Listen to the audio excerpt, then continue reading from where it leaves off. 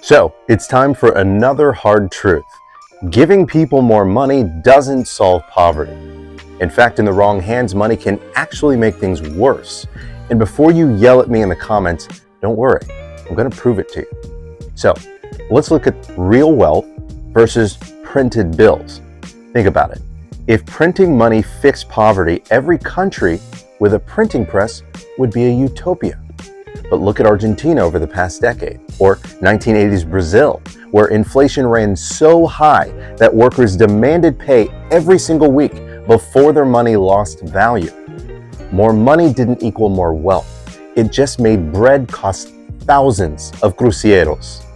Real wealth isn't paper, it's goods, services, productivity, houses, food, energy, technology. Those are the things that lift people up.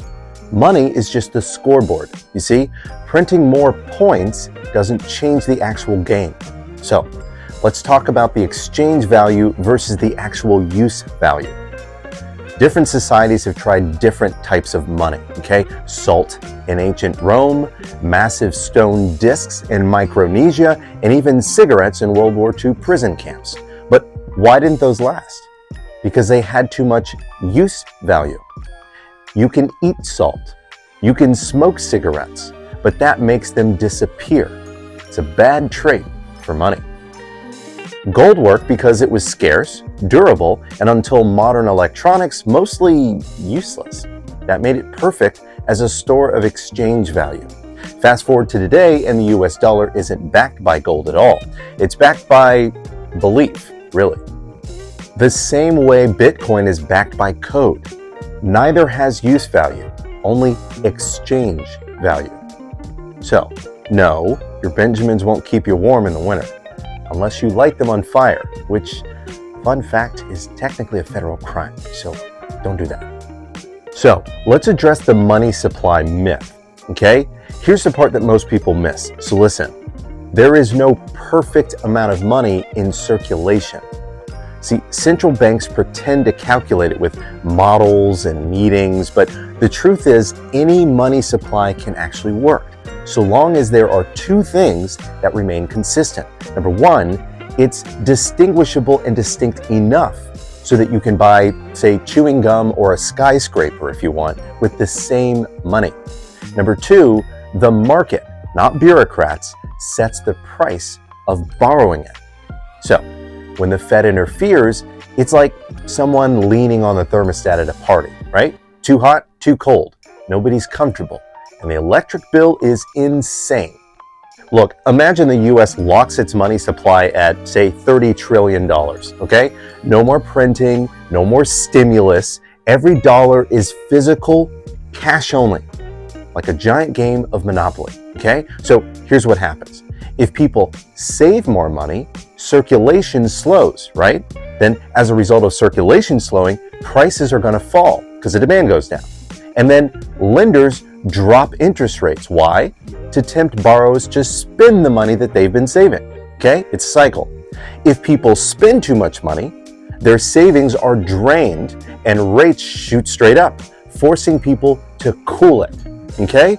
The result is a natural balance. The system self-regulates, just like it did for centuries when money was tied to physical resources like gold or silver. There was only so far we could drive in either direction before encountering a gridlock where nothing flows. Speaking of gold, it had a built-in speed limit. In the 19th century, miners rushed to California because it cost them maybe half an ounce of gold to dig up a whole ounce. So that was profitable. But when the easy nuggets were gone, mining costs actually flipped. So sometimes it took 2 or 3 ounces of gold in the cost of labor and equipment to find 1 ounce in the ground. No longer worth it. See, the natural push and pull kept inflation around 1 to 2% per year. Much less chaotic than today's let's hope the Fed doesn't sneeze during a press conference kind of system. Now, let's talk about why money printing fails every single time. Here's the key. Increasing the money supply doesn't create more wealth. If we build more houses, now that's new wealth. If we make more cars, that's new wealth. If we grow more food, that's new wealth. But printing money, that just dilutes the value of what already exists. You get that? That's why your $3 fast food burger turned into $7 in just a decade. It's not that the burger suddenly got fancy, it's that your dollar got weaker. And if that hurts your soul, hit like before inflation makes the like button cost extra too. Just saying. Now, we're going to expose the Fed's game. Get this. So the central bank claims that they're stabilizing the system, right? In reality, their job is to make sure that the cost of money is different than what the market would actually choose if there were no manipulation at all. Otherwise, they would have no reason to exist, right? But get this, here's the problem. Anytime someone messes with the supply of the price of money, you guarantee bad investments. Why?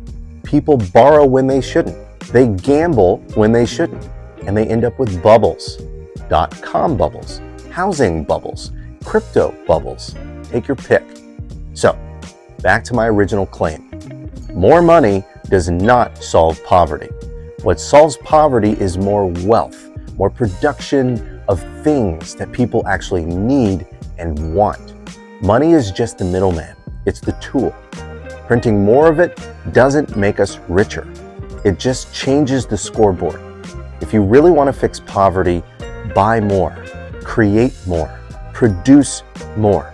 That's where wealth actually lives. All right, folks, until next Money Monday, thank you so much for watching. I've been Kevin with moneytreeandme, providing better security and ensuring better lives. Make it a great day.